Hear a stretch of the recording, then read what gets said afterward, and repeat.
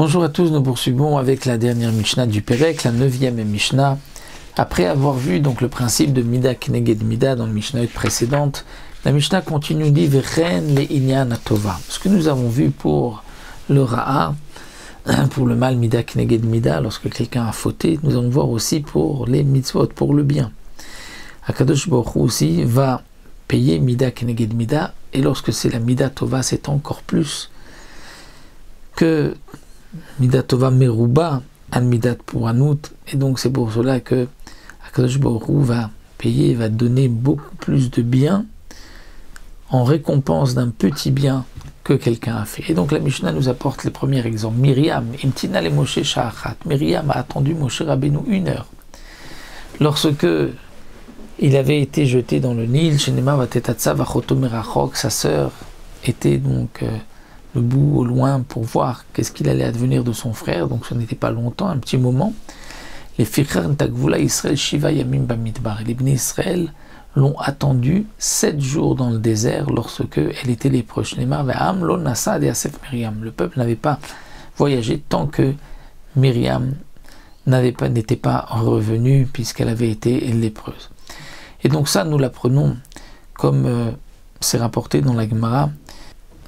On retrouve dans les Poken Avot, Abanim, Al-Shlishim, Al-Rivim, qu'Akadosh Baruch Hu va punir 3 et 4 générations, et que Notzer Chesed la Alafim, mais lorsqu'il va garder du Chesed, c'est pour 2000 générations, donc c'est 500 fois plus.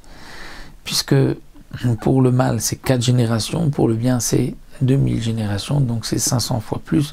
De là, on apprend que la Midat Tova est beaucoup plus que la Midat pour un autre. La Mishnah continue, dit Yosef Zachal Ikbor et Aviv. Yosef a eu le mérite, lui, d'enterrer son père. Ve'en bechav gadol minu. Il n'y avait pas parmi ses frères plus grand que lui. Lui était le vice-roi d'Égypte. Shenemar Valial Yosef Ikbor et Aviv, comme c'est marqué que Yosef est monté pour enterrer son père. Ve'alimo gamrev kamparashim. Donc il est monté avec donc des chars et des cavaliers. Milanu gadol mi Yosef, donc qui plus grand que Yosef, chez Sekbo et la Moshe, qui s'est occupé des ossements de Yosef, c'est Moshe Rabbeinu. Et Moshe Zacha Batzmot Yosef et Mitzrayel gadol menu, Moshe lui a eu le mérite de s'occuper des ossements de Yosef, de les faire sortir d'Égypte, de les ramener en Eretz Israël. Il n'y avait pas plus grand que Moshe Rabbeinu. Chez Neymar veikar Moshe Tatzmot Yosef Imo. Moshe avait pris avec lui les ossements de Yosef. Donc de la même manière que Yosef, qui était le plus grand, s'est occupé de son père, et bien pour lui, Akadosh Baruch Hu a fait aussi en sorte que ce soit le plus grand Moshe Rabbeinu qui s'est occupé de lui. Mi gadol mi Moshe shnesakbo ela makom. Qui est plus grand que Moshe Rabbeinu, qui s'est occupé d'enterrer Moshe Rabbeinu, c'est Akadosh Baruch Hu lui-même. Shnemar vaikvor oto bagay. Akadosh Baruch Hu l'a enterré bagay. Velo al Moshe bilvad amo. Et pas seulement sur Moshe Rabbeinu, il a al kol atzadikim.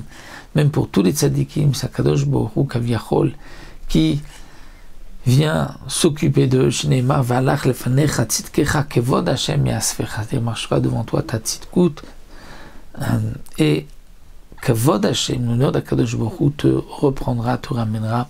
Donc là aussi, nous voyons que c'est Akadosh Baruch Hu qui lui-même s'occupe donc des tzadikim.